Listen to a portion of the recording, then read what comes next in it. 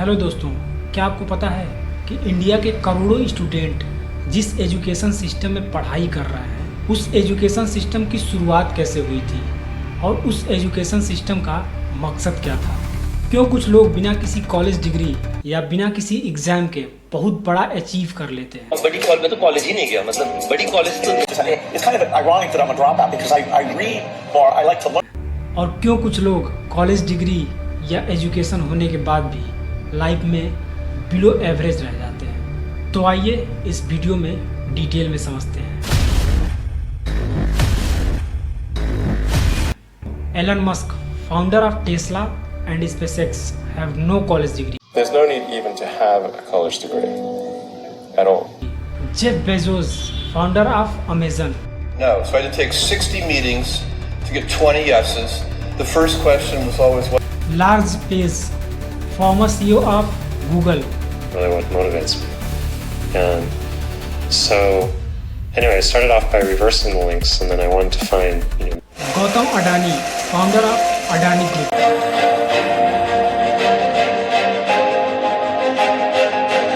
Ratan Tata, chairman of Tata group. Frankly, we have to reach a आप सोच रहे होंगे कि ये लोग कौन हैं, तो ये लोग वर्ल्ड के टॉप रिचेस्ट पर्सन में से एक हैं। क्या आपको पता है कि इनके वर्ल्ड के रिचेस्ट बनने में सीक्रेट क्या है?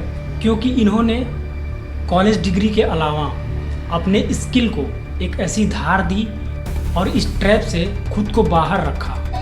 And then introduce professional courses, या skill training. और दूसरी तरफ वो आप बचपन से लेकर जवानी तक वजन से ज़्यादा किताबों का बोझ, माँ बाप की झूठी उम्मीदें। मैं बर्तन इसलिए धोती हूँ ताकि तेरे हाथों में किताब हो, मेरे जैसे घाव नहीं। बार बार हर बच्चे को सुनने को मिलता है, हमने तुम्हारे लिए क्या क्या नहीं किया और देखो बदले में तुम क्या कर रहे हो। मेरे पिता ने मुझे जबरदस्ती इंजीनियरिंग करवा दी, मेरी इच्छा नहीं थी। आईएएस का एग्जाम दिलवाया, मेरी इच्छा एकदम नहीं थी। और खुद की बेबुनियादी महत्वाकांक्षाएं जिसके लिए आप दिन रात मेहनत करते हो, 90% अटेंडेंस देते हो, अपना सुख चैन नींद सब कुछ भूल के सिर्फ एक काम में फोकस करते हो। हाई स्कूल, इंटरमीडिएट, कॉलेज जैसी डिग्री लेते हो कि एक दिन मेरे पास घर, गाड़ी और बंगला सब कुछ होगा।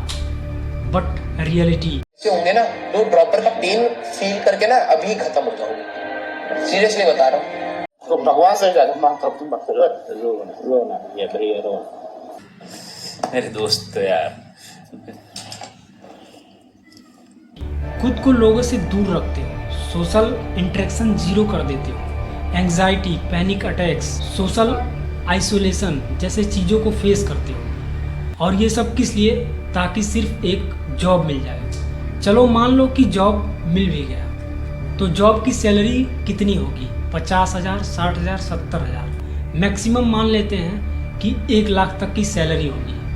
अगर आपका पर्सनल खर्च निकाल दें तो आपको एक घर लेने के लिए कम से कम 10 से 15 साल की सेविंग करनी पड़ेगी, जिसके लिए आप एक होम लोन ले लेते हैं। अब घर आ गया तो आपको एक कार भी चाहिए, तो आप एक कार भी लोन ले लेते हैं और इस लोन के दलदल में फंसते चले जाते हैं।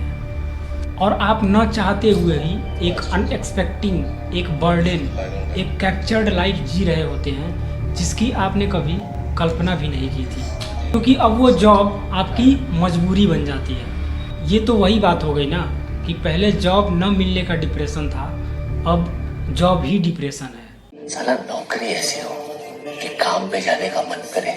और अब आप उस जॉब को छोड़ भी नहीं सकते, क्योंकि बच्चे की फीस, घर का खर्च, माँ बाप की दवाई जैसे XYZ खर्चे आपने अपने सर पे पाल रखे हैं। और ऐसे ही करते करते आप एक दिन बूढ़े हो जाते हैं और इस दुनिया से चले जाते हैं। लेकिन सच्चाई क्या है, आइए इस वीडियो में डिटेल में बात करते हैं। Our education system is build to make you a obedient labor. Is it education or is it child warehousing? The answer is mostly it's child warehousing. Russians produced a universal education system in the late 1800s because they were afraid they were losing military superiority and they wanted to produce a cadre of mindless, obedient soldiers. That was expressly the purpose. Believe me, 1806 में Napoleon और Prussian में एक युद्ध हुआ था। Prussian सैनिक अपने मन मर्जी से काम कर रहा था, अपनी क्रिएटिविटी को लगा रहा था, जिसके कारण प्रशियन नेपोलियन से युद्ध हार गया और अपनी आधी टेरिटरी उसको नेपोलियन को देनी पड़ी। अब यहीं से शुरुआत होती है प्रशियन एजुकेशन सिस्टम की। The Prussian education system, introduced in the late 18th century, revolutionized schooling with the emphasis on universal compulsory education. जिसमें 5 से 13 साल के बच्चों को एजुकेशन दिया जाता है और उन्हें ये सिखाया जाता है कि जितना बोला जाए उतना ही करना है, और ये सिस्टम बेस्ट वर्क कर भी रहा था। और इस प्रशियन एजुकेशन सिस्टम के दूसरी साइड इंडस्ट्रियलाइजेशन भी तेजी से ग्रो कर रहा था। जो काम इंसान महीनों तक करते थे वो मशीनें अब घंटों में करने लगी थी। लेकिन प्रॉब्लम थी एक, उन मशीनों पे काम करने के लिए वर्कर्स की कमी, क्योंकि उस समय ज़्यादातर लोग अपने एग्रीकल्चरल एरिया में इन्वॉल्व थे और वो अपना घर छोड़कर बाहर जाने को तैयार नहीं थे। तो फिर इंडस्ट्रियलिस्ट ने सोचा कि इसका सलूशन कैसे निकाला जाए। तो उन्होंने एक ऐसा सिस्टम बनाया जिसमें लोगों की क्रिएटिविटी को ख़त्म करके उन्हें एक पंक्चुअल, ओबीडिएंट, ताकि वो खुद का मालिक नहीं दूसरों का गुलाम बन सके। ये सिस्टम काम किया भी और लोग धीरे धीरे इंडस्ट्री में काम करने के लिए तैयार होते गए। ठीक उसी समय अंग्रेज हमारे देश पे कब्जा कर चुके थे। 1835 में थॉमस मैकाले ने एक प्रपोजल स्टार्ट किया कि इंग्लिश एजुकेशन को स्टार्ट किया जाए इंडिया में। अभी जो शिक्षा हम लेते हैं वो मैकॉले की है। मैकॉले ने जो पाठ्यक्रम तय किया वही हम पढ़ते हैं। उस समय ईस्ट इंडिया कंपनी के मालिक लॉर्ड बेंटिक था, जो कि इस प्रपोजल को पास कर देता है। जब आप पैदा होते हैं या आपके पैदा होने के बाद आपके माँ बाप की ख्वाहिशें आपसे इतनी जुड़ जाती हैं कि मैं अपने बेटे को डॉक्टर बनाऊंगा, मैं अपने बेटे को इंजीनियर बनाऊंगा, मेरा बेटा इंजीनियर बनेगा। एजुकेशन एक फैंटेसी, एक फैशन हो गया है कि लोग बड़े गर्व से बताते हैं कि मेरा बेटा फलाने स्कूल में पढ़ता है, मेरा बेटा कोटा से तैयारी करता है, मेरा बेटा या मेरी बेटी जेई की तैयारी करती है, नीट की तैयारी करती है, यूपीएससी की तैयारी करती है। और ये सब करने के बाद आदमी सोचता क्या है कि मुझे एक जॉब मिल जाए, या फिर यूँ कहें तो कोई मुझे काम पर रख ले। इसलिए वीडियो के शुरू में ही मैंने बोला था कि our whole education system is design to make you obedient labour. बस। और आदमी करे भी क्या, बचपन से लेकर हाई स्कूल तक, इंटरमीडिएट तक लाखों की फीस भरता है।